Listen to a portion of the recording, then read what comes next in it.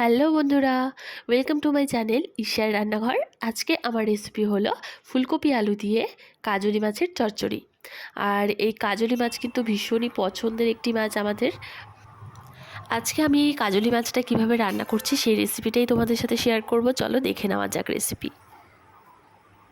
প্রথমে দেখো, মাছগুলোকে আমি ভালো করে কেটে ধুয়ে নিয়েছি। এবারে মাছে নুন, হলুদ আর অল্প একটু শুকনো লঙ্কা গুঁড়ো আর অল্প একটু কাঁচা তেল দিয়ে এটাকে কিছুক্ষণ আমি ম্যারিনেট করে রেখে দেব।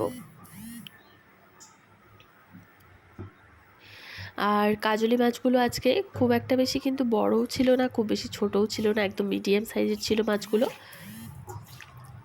এই যে দেখো, মাছটাকে খুব ভালো করে আমি ম্যারিনেট করে নিচ্ছি। আর মাছটা আমি কিন্তু ভাজবো না। এই যে দেখো, এখানে নিয়ে নিয়েছি আমি সবজিগুলো। এখানে নিয়েছি আলু, বেগুন আর ছোট ছোট করে কেটে নিয়েছি ফুলকপি। আর এখানে কয়েকটা ফুলকপির যে ডাঁটাগুলো হয় সেটাও আমি নিয়ে নিয়েছি কয়েকটা। তোমরা চাইলে এখানে তোমাদের পছন্দ মতো আরও কিছু সবজি অ্যাড করতে পারো। আর এখানে রয়েছে একটা মিডিয়াম সাইজের পেঁয়াজ কুচি। আর পেঁয়াজগুলো দেখো আমি বেশ একটু বড় বড় করেই কেটেছি। প্রথমে দেখো কড়াই সর্ষে তেল দিয়ে তার মধ্যে আমি দিয়ে দিচ্ছি পেঁয়াজ কুচিগুলো। এবারে 5 মিনিট মতো পেঁয়াজটাকে ভালো করে ভেজে নিচ্ছি।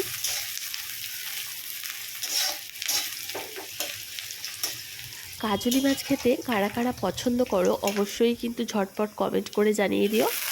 এই যে দেখো, পেঁয়াজটা ভাজা হয়ে গেলে এইবার এর মধ্যে আমি সবজিগুলো দিয়ে দিচ্ছি। এবারে সবজিগুলো খুব হালকা করে ভেজে নেবো আমি। 5 থেকে 7 মিনিট মতো ভেজে নিলেই হবে।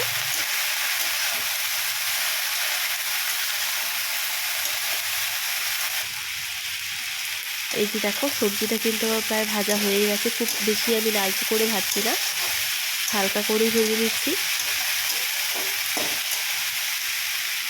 দুপুরের লাঞ্চে কিন্তু গরম গরম ভাতের সাথে এই চচ্চড়িটা খেতে ভীষণ ভালো লাগে। তারপরে এই যে দেখো, সবজিগুলো আমার কাটা হয়ে গেছে। এবারে এর মধ্যে আমি দিয়ে দিচ্ছি নুন, লঙ্কা গুঁড়ো, দিয়ে দিচ্ছি পরিমাণ মতো কাঁচা লঙ্কা বাটা। তোমরা যেই হিসেবে ঝাল খাবে সেই পরিমাপ করেই তোমরা কাঁচা লঙ্কা বাটাটা দেবে। তারপর দিয়ে দিচ্ছি পরিমাণ মতো নুন। এবারে এই লঙ্কাটার সাথে সবজিগুলো খুব ভালো করে কষিয়ে নিচ্ছি।